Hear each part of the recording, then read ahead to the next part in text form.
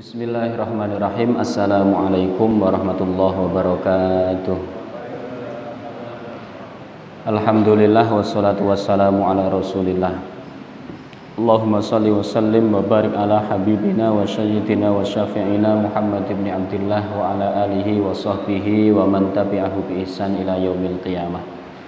Raditu billahi rabba wa bil islami dina wa bi Muhammadin nabiyya wa rasula. Rabbi zidni ilma warzuqni fahma, amma ba'du. Bapak Ibu hadirin hadirat rahimakumullah, alhamdulillah, puji syukur atas nikmat Allah. Sholawat serta salam semoga terlimpah kepada Rasulullah sallallahu alaihi wasallam. Bismillahirrahmanirrahim. Ma yuhramu 'alal junubi, ma apa-apa yuhramu yang diharamkan alal junubi bagi junub. Bapak Ibu yang dirahmati Allah, dalu punika kita belajar apa yang tidak diperbolehkan kepada orang yang junub.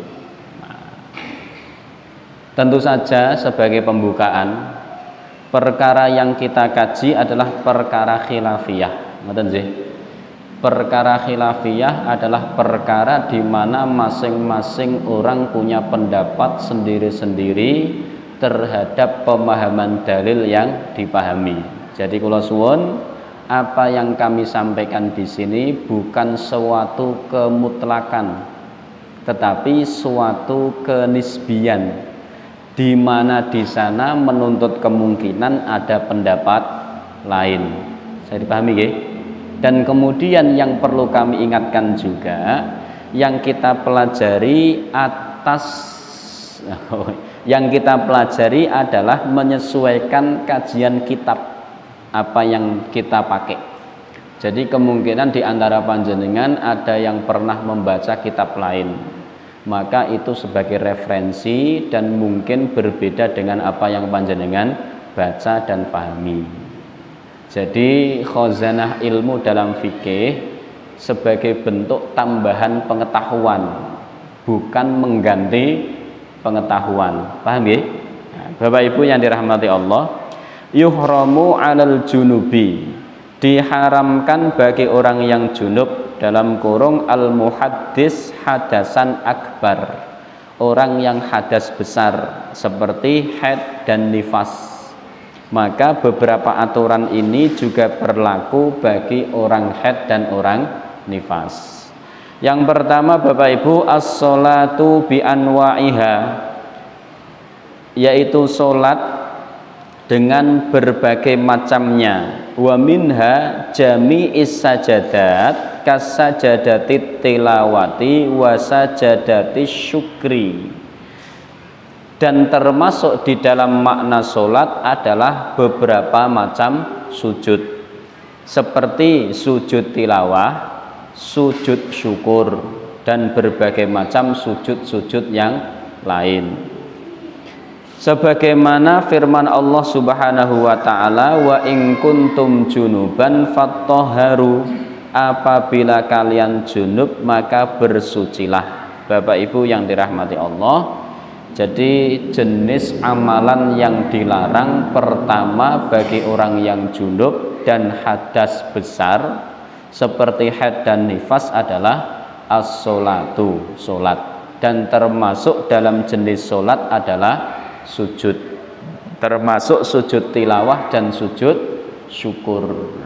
Termasuk bagi panjenengan yang kemudian, meskipun kemarin sudah kita sampaikan ya, sujud syukur, beberapa ulama memakruhkan sujud syukur. Kenapa? Karena sujud syukur itu mempunyai menghasilkan paham bahwa kudu nikmate gede nembe syukur. Misalnya ngoten nggih, dapat hadiah haji, sujud syukur. Wah, nikmat Allah harus kita syukuri. Lah napa dianggap bernafas, bisa minum air putih, bisa duduk sehat, napa mboten sujud niku? Kalau kemudian sujud syukur ya kudune setiap mendapat nikmat syukur, sak nafas sujud, sak nafas sujud kan. Kudune ngoten. Maka beberapa ulama memakruhkan sujud syukur. Dan kemudian yang perlu diketahui, salah satu syarat sujud syukur adalah toharoh. Jadi kalau orang mau sujud syukur syaratnya napa? toharo. Anda mendapat hadiah tiket umroh satu keluarga, sujud se tak wudu se, wudune kan ngoten. Nanti di dalam bab sholat dibahas, termasuk syarat sujud syukur adalah apa? Toharo, wudu, bersuci. Maka bagi orang yang hadas dilarang untuk sujud, karena sujud termasuk bagian daripada sholat. Jadi yang perlu dicatat adalah orang junub dilarang sholat. Nah ini pun paham nggih? Tidak ada perselisihan nggih? Tidak ada, ya tidak ada perselisihan, tidak usah dibahas. Karena memang tidak ada perselisihan. Yang kedua, at-tawafu haulal baitil haram. Tawaf seputar masjidil tawaf seputar Baitul Haram atau Ka'bah. Walau naflan, meskipun tawaf itu sunnah. Fi ra'yil jumhur, menurut pendapat jumhur, ghairal Hanafi, selain Hanafi, li'annahu as-shalah, karena tawaf termasuk salat. Sebagaimana Nabi mengatakan, innamat tawafu bil baiti sholatun, sesungguhnya tawaf di Baitul Haram adalah salat. Fa idza taftum, apabila kalian tawaf, fa'aqallu al-kalam, maka persedikitlah kalam. Memang tawaf niku nek mboten klentu nggih, boleh minum, boleh makan. Dia hukumnya seperti salat, hanya saja boleh minum, boleh makan, boleh berbicara. Maka saat kita tawaf boleh ngobrol, tapi kata Nabi fa'aqallu, enggak usah banyak-banyak. Nah, kan nggih, enggak usah kakean tawaf kali ngobrol. Termasuk orang yang junub di sana dilarang untuk tawaf. Lah kenapa demikian? Karena nanti dalam ke depan juga wong mlebu masjid mawon makruh dadak tawaf. Orang junub niku makruh napa?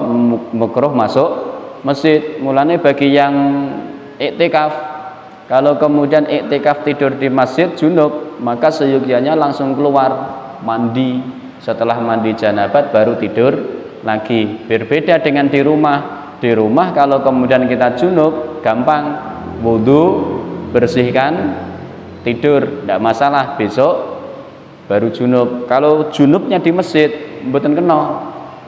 Kan ngeten iki. Mulane masjid-masjid yang kemudian punya standar, punya apa? Punya jenenge apa niki? Ruang niki apa jenenge? Wis pokoke ruang niki nggih. Atau yang punya imam tetap, yang imam tetapnya diberi fasilitas rumah. Kan ngeten nggih. Rumahnya tidak boleh nempel dengan masjid.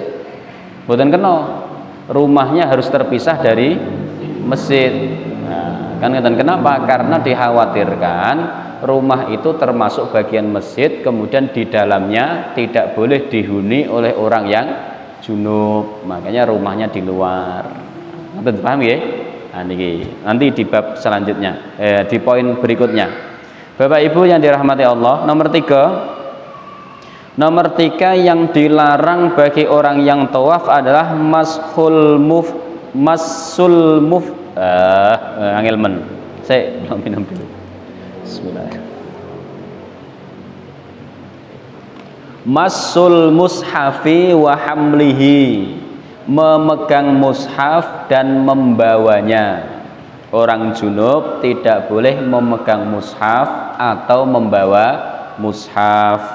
Liqaulihi ta'ala la yamassuhu illal mutahharun, la yamassuhu, tidak boleh menyentuhnya, illal mutahharun, kecuali orang-orang yang suci.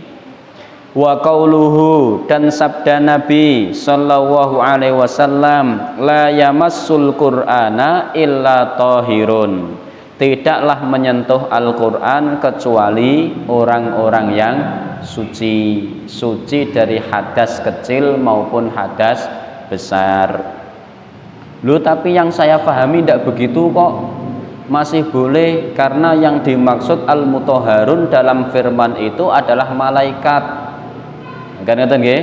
Karena dalam hadis lain dikatakan wallahi innal muslima la yanjas, dan berbagai macam argumentasi tentu berbeda.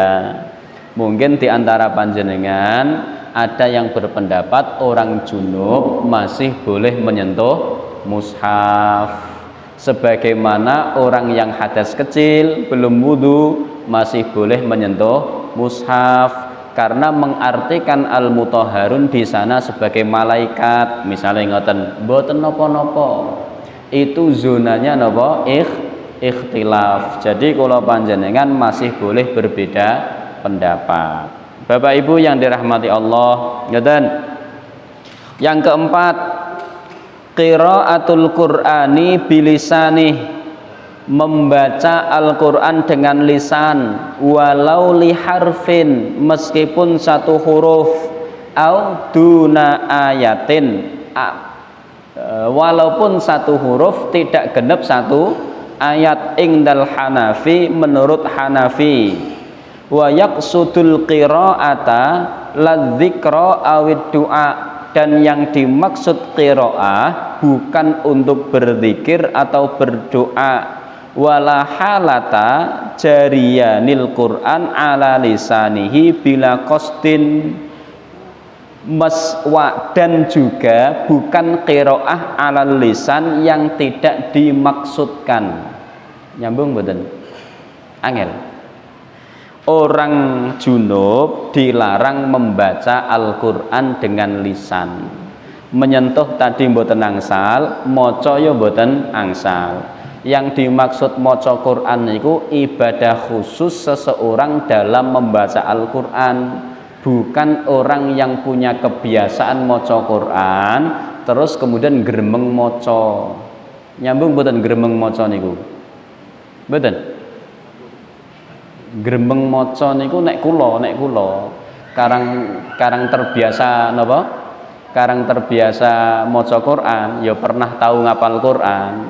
Niku karo layah-layah kadang sok maca kok sok keceplosan metu ayate. Kalih HP-nan niku ya kadang sok metu ayate. Lah niku yang dimaksud dilarang membaca niku mboten pas metu ayat napa seketika mboten, tapi yang dimaksud ibadah khusus maca Quran. Misalnya jenengan murojaah junub kemudian ingin mengulang hafalan, mboten kena, harus mandi dulu baru mengulang hafalan. Kecuali jenengan junub nyangking sabun nyangking anduk pak mandi, nah, di tengah perjalanan maca la yamassuhu illal mutahharun, boleh, karena itu bukan qiraah. Lah itu masih diperbolehkan. Begitu juga Al-Qur'an yang dipakai untuk berdoa atau berzikir boleh. Bapak Ibu yang dirahmati Allah. Li hadis Ali radhiyallahu anhu, kana Rasulullah sallallahu alaihi wasallam yaqra'una Al-Qur'ana ala kulli halin malam yakun junuban.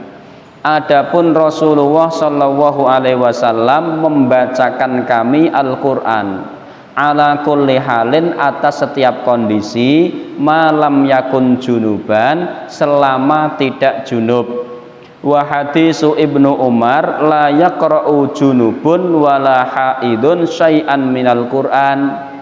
Dan juga hadis riwayat Ibnu Umar la yaqra'u, tidak boleh membaca al junubu, orang yang junub, wala haidu, dan orang yang haid, syai'an minal Qur'an, sesuatu dari Al-Qur'an. Wa hadisu akhara an Aliyin qala ra'aitu Rasulullah sallallahu alaihi wasallam tawaddaa summa qara'a syai'an minal Qur'an summa qala hakadha liman laisa bijunubin fa ammal junubu fala wala ayatan. Ra'aitu Rasul, saya melihat Rasul tawaddu'a, berwudu, summa qara'a syai'an minal Qur'an, kemudian membaca sesuatu dari Al-Qur'an. Summa qala, kemudian beliau mengatakan hakadha, seperti inilah, liman laisa lahu junubun, bagi orang yang tidak junub, fa ammal junubu, sedangkan orang yang junub, fala, maka jangan, wala ayatan, meskipun satu ayat. Bapak Ibu yang dirahmati Allah, orang yang junub dalam hadis ini ya, secara mutlak dilarang untuk membaca Al-Quran dengan berbagai macam pertimbangan hadis. Begitu pula bagi orang-orang yang haid, di sana dilarang membaca Al-Quran. Tetapi sekali lagi, perselisihan, perbedaan pendapat, maka tentu lebih bijaksana ketika panjenengan nanti di rumah, panjenengan di rumah membuka-buka kitab atau mencari literasi tersendiri di dalam kaidah ini. Mungkin panjenengan akan mendapatkan kaidah yang berbeda. Orang yang haid, orang yang junub boleh membaca Al-Quran. Misalnya apa? Misalnya orang yang punya kebutuhan terhadap Al-Quran, seperti guru yang mengajar Al-Quran, paham ya? Guru perempuan mengajar Al-Quran. Ketika mengajar tentu saja harus membaca kan itu. Maka di sana dia dianggap orang yang punya kebutuhan terhadap Al-Quran.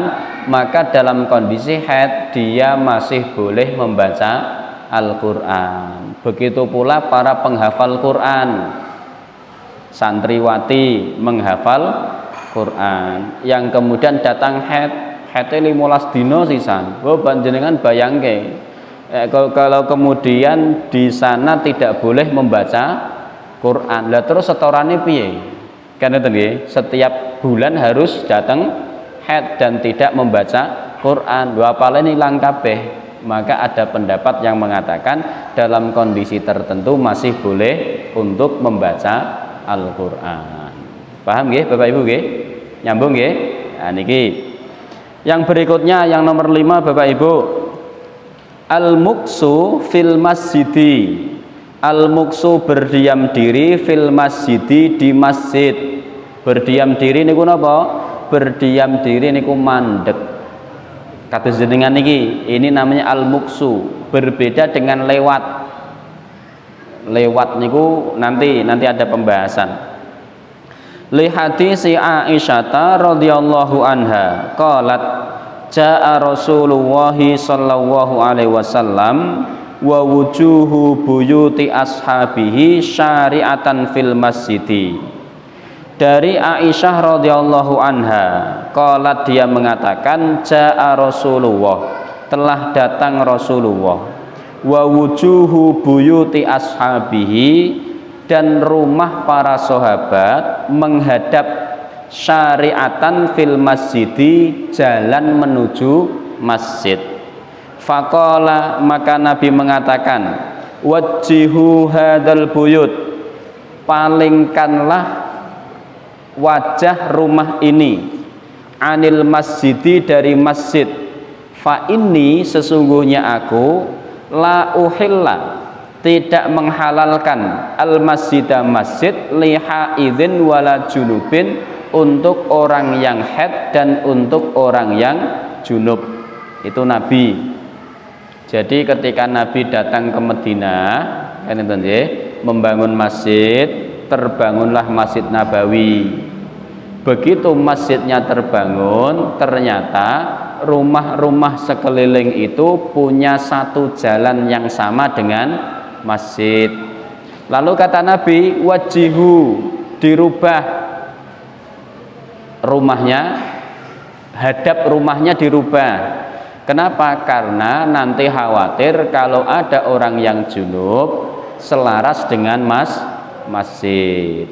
Wa hadisi Ummi Salamah radhiyallahu anha qalat dakhala Rasulullah sallallahu alaihi wasallam sarhatal masjidi fanada bi a'la sautin innal masjida la yahillu li haidin wala junubin, sesungguhnya masjid tidak halal untuk orang yang junub dan untuk orang yang haid.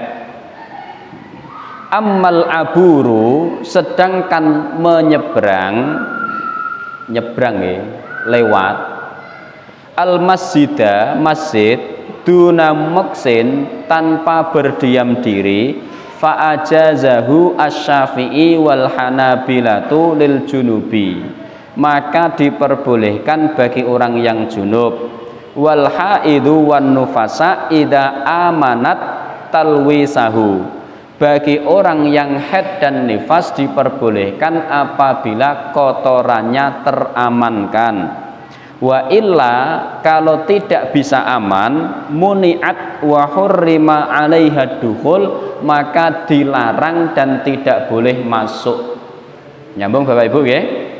Jadi perkara ada di masjid dilarang bagi orang yang junub atau orang yang haid nifas, kecuali hanya sekedar lewat, nyebrang. Tadi orang yang iktikaf kemudian tidur mimpi basah, setelah mimpi basah dia langsung keluar mandi, setelah mandi lanjut tidur lagi. Kenapa? Karena dia posisinya di masjid. Atau orang yang harus lewat masjid seperti orang yang haid dan nifas, boleh, asal apa? Asal dia tidak berhenti di masjid, kemudian darah haid dan nifas tidak mengotori masjid, maka dia aman, dia diperbolehkan. Bapak Ibu hadirin hadirat rahimakumullah, itu adalah 5 aturan bagi orang yang haid dan nifas. Nek boten kelintu, 1, 2 itu mutlak haram, yaitu sholat dan tawaf, itu haram, tidak boleh sama sekali. Kemudian 3 seterusnya itu masih ada perbedaan pendapat, masih ada khilafiyah. Jadi monggo panjenengan yang sekiranya punya pengetahuan dalam perkara ini, sekiranya demikian 5 perkara. Yang pertama sholat, yang kedua tawaf, yang ketiga menyentuh Al-Quran, yang keempat membaca Al-Quran, yang kelima berada di masjid. Ini dilarang bagi orang yang haid, nifas dan junub. Bapak Ibu hadirin wal hadirat rahimakumullah. Bon niku itu saja yang diharamkan bagi orang yang haid dan nifas. Sebelum kita lanjut pada poin berikutnya, pada materi berikutnya, ada pertanyaan boten kira-kira? Enten boten? Cekap nggih? Ndak ada nggih? Nggih, karena kita mau ganti pembahasan, kita buka pertanyaan dulu supaya nanti tidak menghilangkan ingatan pertanyaannya. Enten boten Bapak Ibu? Ndak ada nggih? Nggih? Kalau tidak ada kita lanjutkan. Al-irsalul masnunatu awil mustahabbah, mandi sunnah. Nek wau mandi wajib, nek niki mandi sunnah. Sebagaimana kita katakan kemarin, mandi hukumnya mengikuti sebabnya, maka ada 2, yang pertama wajib, yang kedua sunnah. Yang wajib sudah kita bahas, mandi wajib dari junub, toharoh haid dan nifas. Niku sudah jelas tata caranya, jenengan tasih kemutan boten? Boten? Oh yes, pokoknya kemarin sudah kita jelaskan. Jenengan bisa kaji ulang, lihat di YouTube-nya boten napa-napa. Pokoknya intine mandi janabat niku syaratnya setunggal, napa? Teles kabeh, boten napa. Bon. Satu lagi, niat dan basah, bon. Pokoknya niat teles. Cuman bedanya apa? Bedanya nanti sing asal teles kalau mau sholat wudu lagi. Kalau yang ikut aturan Nabi mau sholat boleh langsung sholat, tidak perlu wudu. Syaratnya apa? Diakhiri dengan mencuci kaki. Gebyar-gebyur, gosok, sabunan, sampuan kabeh rampung, kemudian cuci kaki, baru sholat. Nek boten ngoten wudu lagi. Nek ragu wudu malih mboten napa-napa, mboten mawon kan. Wong suci boleh wudu kan ngoten. Dulu di bab wudu kan kita sampaikan kesunahan bagi orang yang suci wudu lagi kan ngoten. Bapak Ibu yang dirahmati Allah, mandi yang disunahkan,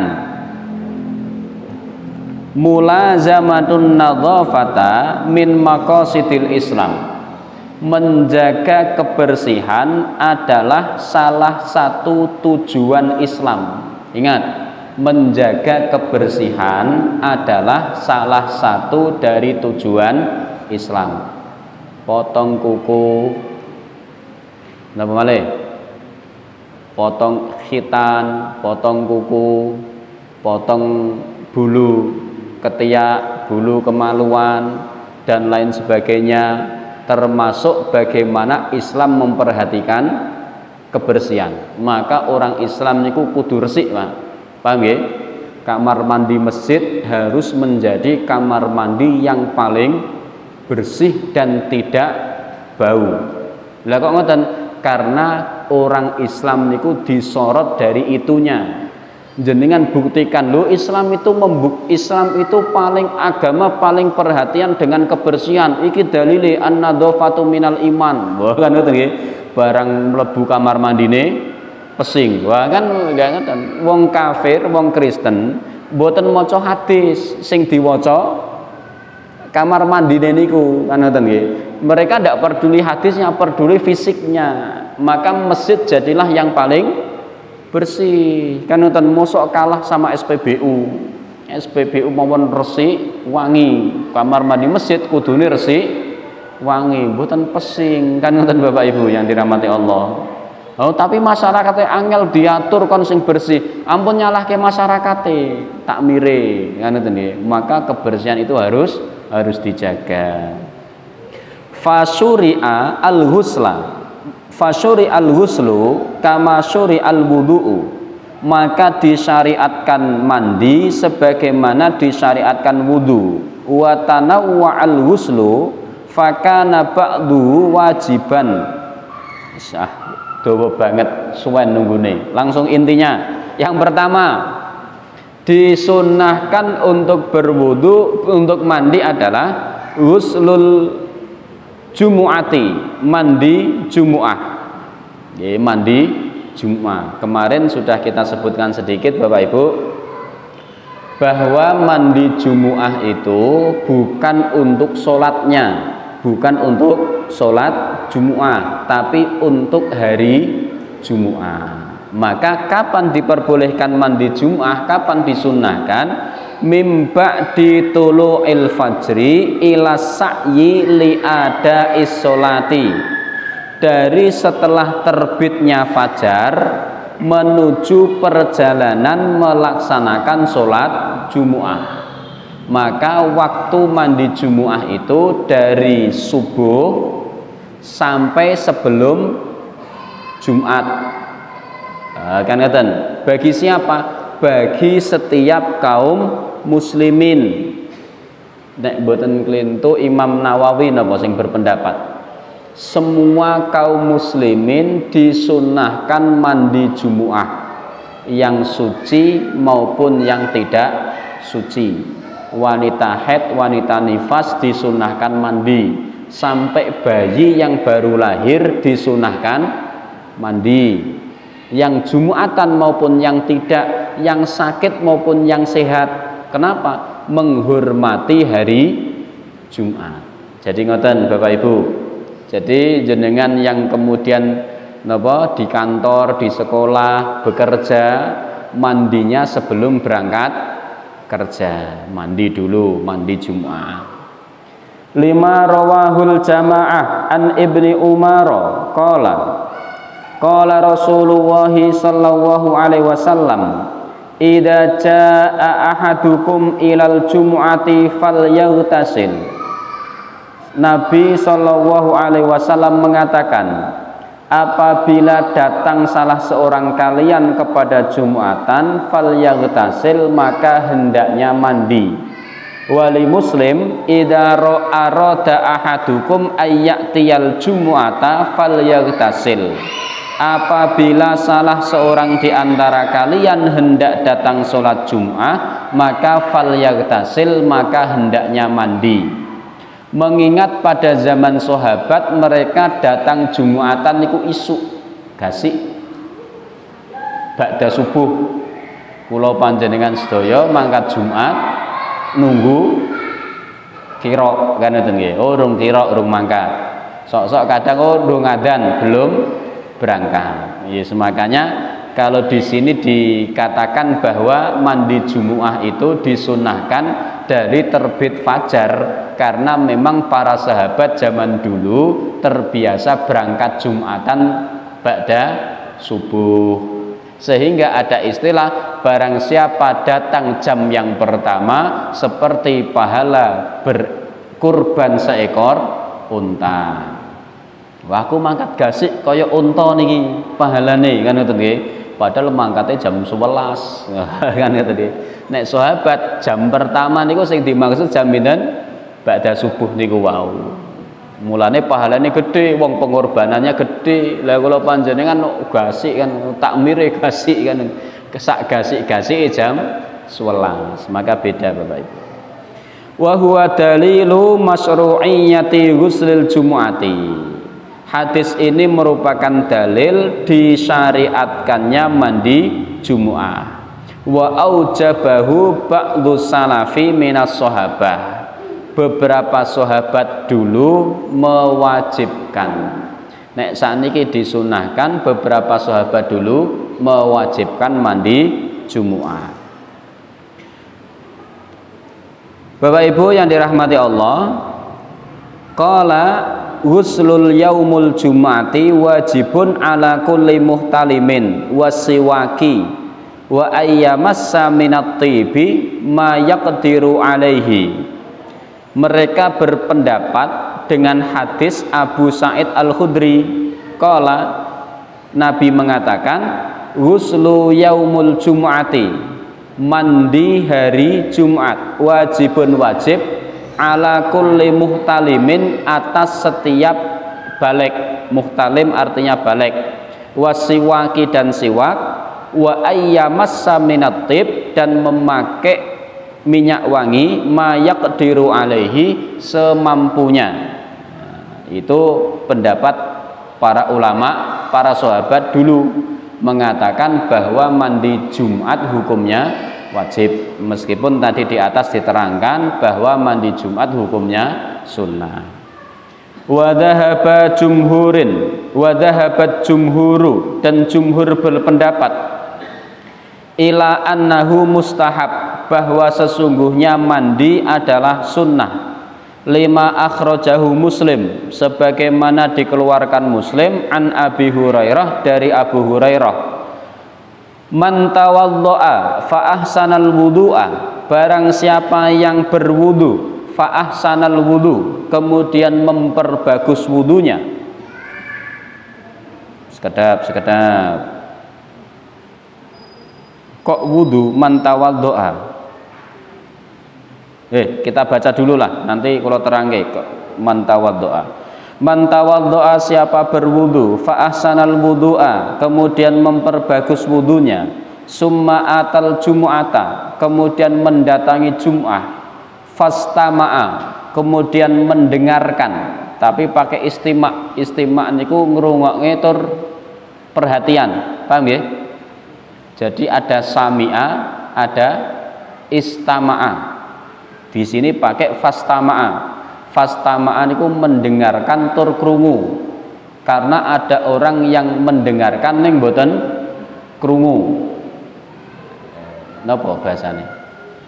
Mendengarkan tapi perhatian. Ada yang mendengarkan tidak perhatian. Ya karo ngantuk-ngantuk sithik ngoten lah. Niku jenenge mung krungu, mboten mendengarkan. Wa angsota, dan berdiam, dan diam, tidak berbicara. Ghufira lahu ma bainal jum'ati ilal jum'ati, diampuni dosanya di antara dua Jumat.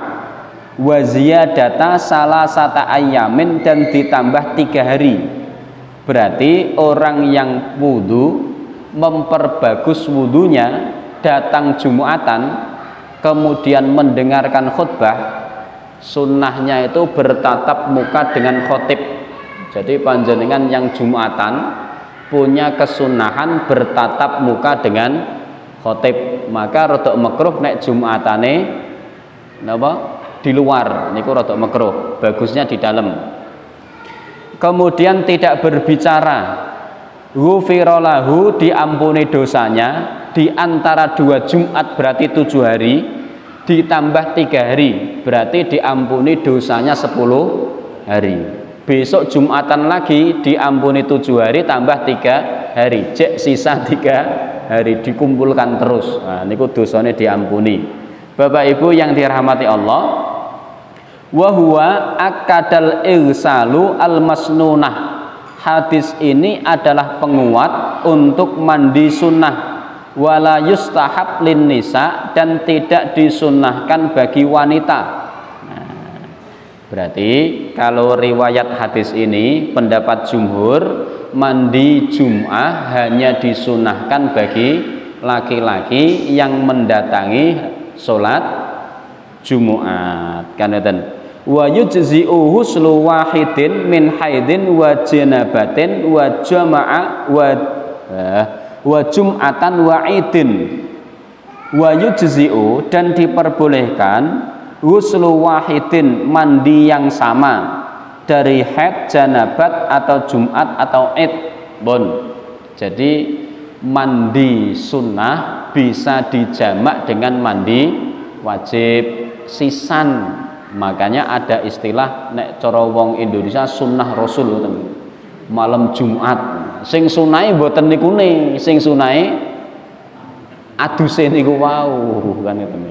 Nek niku ne dina napa mawon sunnah kan ngoten nggih, malah kena wajib ketoke kan ngoten nggih. Tapi yang dimaksud sunnah Jumat yang menurut Nabi adalah mandi janabat. Yang mandi janabat itu bisa mewakili mandi Jumat. Cuman kemarin disampaikan kalau niatnya Jumat tidak mewakili janabat, kalau niatnya janabat mewakili Jumat, maka niatnya harus ditentukan. Bapak Ibu hadirin hadirat rahimakumullah. Lah niku kesunahan bagi bapak-bapak untuk mendatangi Jumatan disunahkan mandi janabat. Mandinya hukumnya adalah sunnah untuk didatangkan ketika Jumatan. Maka seyogyanya Bapak Ibu ketika datang hari Jumat memperhatikan sunnah-sunnah di hari Jumat.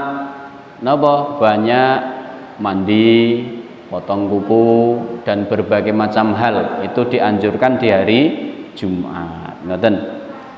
Hadirin wal hadirat Bapak Ibu yang dirahmati Allah, bon saged dipahami nggih? Mandi Jumat seyogyanya demikian. Nomor 2, ghuslul idaini, mandi salat Id, ittiba'an li fi'lin nabiyyi sallallahu alaihi wasallam, mengikuti apa yang dilaksanakan Nabi sallallahu alaihi wasallam. Lima rawahu Abdullah bin Ahmad fil musnadi anil Faqihi bin Sa'ad wa kana lahu suhbatan anna nabiyya sallallahu alaihi wasallam kana yaghtasilu yaumal jumu'ati wa yaumu arafati wa yaumul fitri wa yaumun nahri. Adapun Nabi sallallahu alaihi wasallam mandi yang pertama hari Jumat, yang kedua hari Arafah, yang ketiga hari Idul Fitri, yang kedua Yaumun Nahri, hari Idul Adha. Niki sunnah dari Nabi sallallahu alaihi wasallam bagi kula panjenengan yang mau melaksanakan sholat Jumat atau sholat Id. Maka seyogyanya ini menjadi perhatian Bapak Ibu, karena kula panjenengan disunnahkan untuk melaksanakan demikian. Meskipun kalau dihitung-hitung kan ngoten nggih, zaman dulu Nabi mensunnahkan mandi karena orang Arab tidak terbiasa mandi dengan suasana geografis yang begitu ekstrim. Air begitu sulit, maka mandi begitu rumit, sehingga mereka tidak terbiasa mandi. Zaman sakniki kok ada orang mengajarkan kebersihan dengan mandi 2 kali sehari, niku mboten heran, karena sekarang kemajuan cukup pesat kan ngoten. Lho zaman dulu, zaman dimana orang tidak terlalu perhatian dengan mandi, ada seorang manusia yang mensunahkan mandi hebat, terobosan. Nah itulah Nabi sallallahu alaihi wasallam. Maka kaum muslimin, orang Islam seyogyanya menjadi orang yang sangat menjunjung tinggi nilai-nilai kebersihan, kerapian, karena Nabi Shallallahu Alaihi Wasallam adalah orang yang sangat bersih dan sangat rapi. Bapak Ibu yang dirahmati Allah, berangkat ke masjid juga demikian, baju bagus, terbaik disetrika, mboten kena sak-sake kan ngoten nggih. Salat ngagem kaos ya sah kan ngoten nggih, tapi kemudian pakai pakaian yang bagus lebih utama. Bapak Ibu yang dirahmati Allah, ngoten nyambung nggih? Bon, rambung nomor 3. Al-ghuslu min ghuslil mayyiti. Mandi setelah memandikan mayit. Nah, niki bagian pemandi jenazah. Setelah mandi disunahkan untuk mandi. Mboten wajib. Saestu mboten wajib, cuman sunah. Tapi menjadi perhatian. Lah nek panjenengan neten rumah sakit misalnya kan ngoten, sedina ngedusi mayit 7. Mandi ping 7 mangke. Maka tadi kan ngoten nggih. Ya niki mau nggih, ya angel sih nek dipraktekkan sekarang kan ngoten nggih. Karena zaman Nabi kan memandikan mayit dikerjakan masyarakat. Lah sakniki ada rumah sakit yang kemudian memandikan jenazah, ada timnya. Ya ampun, kesunahan ya monggo dijamak rapopo lah. Misalnya kan ngoten, oh tugas siang, tugas pagi, dari pagi sampai sore, ya sudah sebelum pulang rumah mandi janabat dulu karena tadi memandikan mayit kan ngoten. Mboten terus siji mandi nek sedina mandikan ping 15 ya atus ping 15 mangke kan itu.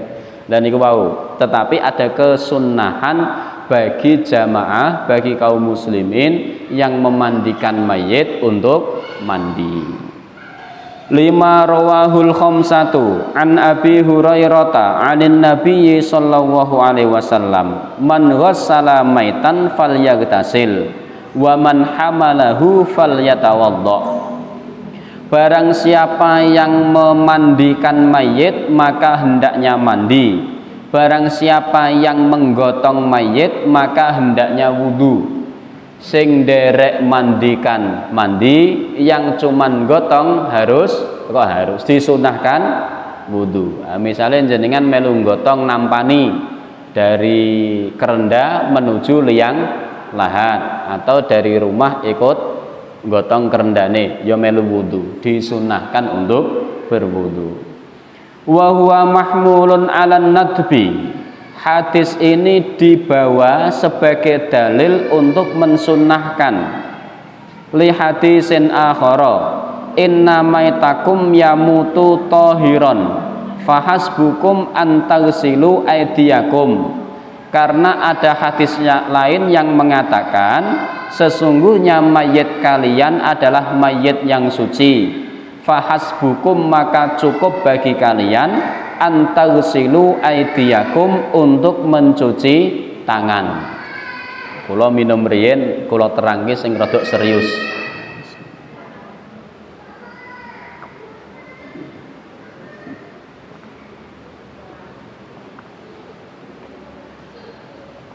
Bun, kula terangke rada serius, jenengan menghadap ke kula. Ada perintah menunjukkan wajib, leres nggih? Ada perintah menunjukkan wajib. Maka setiap kali Allah memerintahkan, perintah itu wajib dilaksanakan. Kapan perintah itu turun derajat menjadi sunnah? Ketika ada dalil lain yang memperingan. Ini adalah metode untuk menemukan dua hadis supados kula panjenengan tidak menghakimi Nabi sebagai Nabi yang tidak konsisten. Kok ngoten? Di hadis awal ngakon mandi, di hadis kedua cukup cuci tangan, ora konsisten. Wingi ngakon mandi, saiki ngakon cuci tangan. Fahasbukum antagsilu. Nyambung mboten? Nyambung nggih? Hadis pertama mengatakan man ghassala maitan falyaghtasil. Barang siapa yang memandikan mayit maka hendaknya mandi. Ada perintah, maka perintah menunjukkan wajib. Kira-kira dina Senin Nabi mengatakan man ghassalal maita falyaghtasil, sapa sing ngedusi jenazah mandi. Dina Rebo Nabi ngomong fahasbukum antagsilu aydiyakum, kalian cukup cuci tangan. Pripun kira-kira?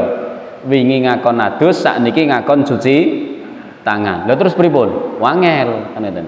Bagi yang tidak paham, bagi yang paham bisa perintah menunjukkan wajib, ada keringanan menunjukkan sunnah, maka perintah itu turun jadi sunnah. Paham nggih? Ada perintah qumil laila illa qalila, tahajud hukume wajib. Tetapi kok saat ini jadi sunnah karena ada keringanan. Inna rabbaka ya'lamu annaka taqumu adna min sulusayil lail dan lain sebagainya. Niku teori usul fikih. Paham nggih?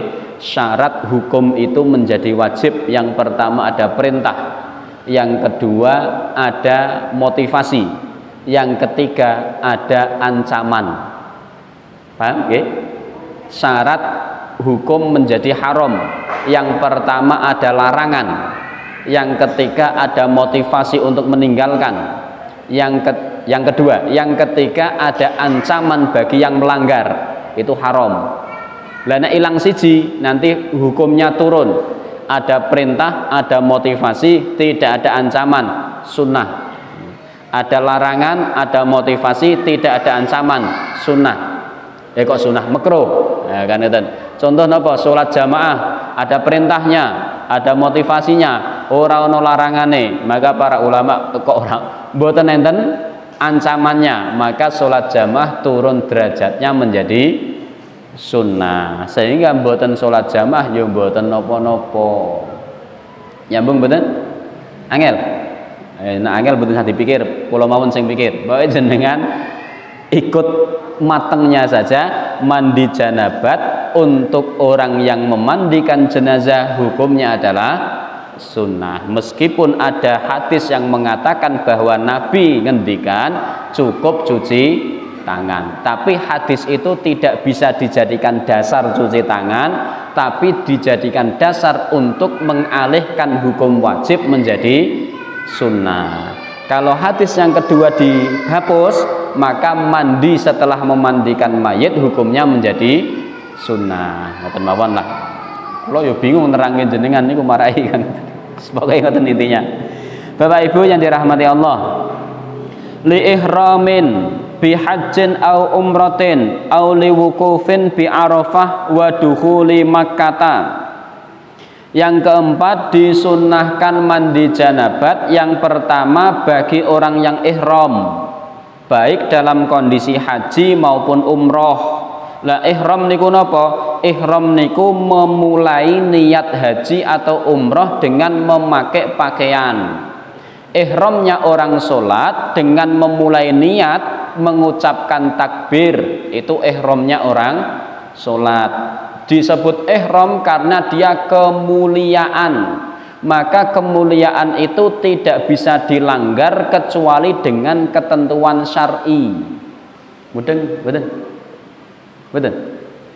Jadi pakaian ihram itu kalau orang sudah pakai ihram tidak boleh dicopot kecuali melaksanakan kewajiban setelahnya.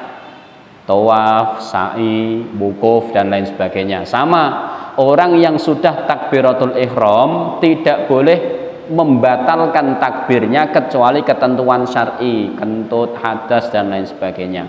Mboten kena Allahu Akbar mau sholat sunnah. Kesel misukna kan mboten kena Pak, mboten kena. Maka dengan kehati-hatian itu beberapa ulama nek mboten kento Hanafi mengatakan orang yang sudah takbir tidak boleh membatalkan sholat kecuali dia mengulanginya. Jenengan sholat isya, rambung sholat isya, kemudian sholat ba'diyah. Begitu takbir Allahu Akbar kentut, Imam Hanafi mengatakan wudu lagi sholat.